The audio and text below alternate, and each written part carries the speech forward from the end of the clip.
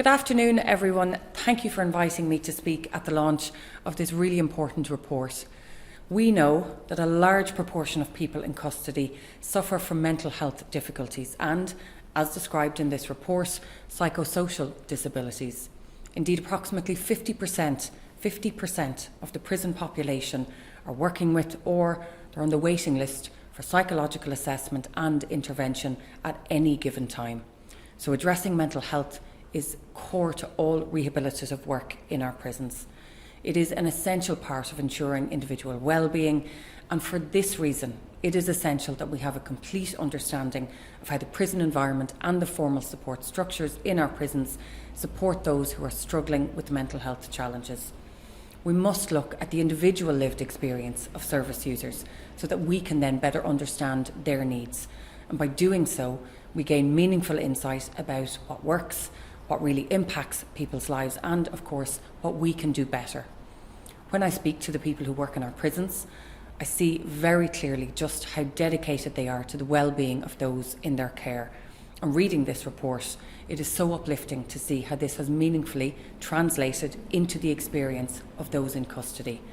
I was particularly moved by the way that some spoke about the supports that they found in our prisons. This is in no way to say that we do not still have challenges. We do, of course. There are things that we can and that we should do better. More is needed to help people deal with and to manage their mental health needs. But there is hope. Over the last number of years, in particular, there has been a real focus on how mental health and addiction interacts with our penal system.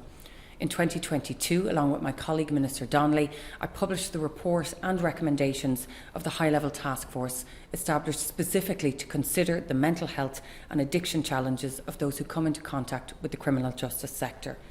In 2023, we followed this by publishing the Health Needs Assessment. It was the first comprehensive health assessment undertaken for the Irish Prison Service. The Inspector of Prisons has also undertaken work in this area. What this report makes is a really significant contribution to this conversation. It offers real, independent and meaningful insight into the experience of staff and those in their care. Supporting people with mental health difficulties and psychosocial disabilities in our prison is not something the criminal justice system can do alone. It requires an all-of-government approach, an all-of-stakeholder approach.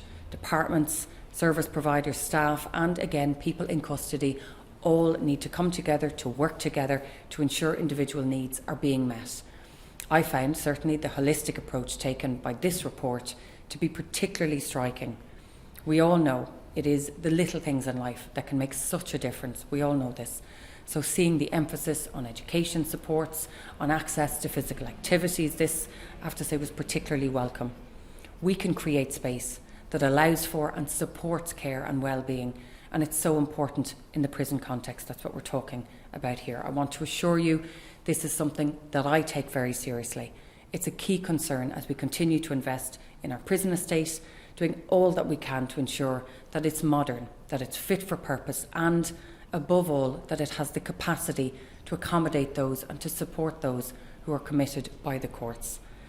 Needless to say, real change can only happen when we work and collaborate together. So I just want to finish by thanking you sincerely for your work on this report, and I look forward to working with you on the future.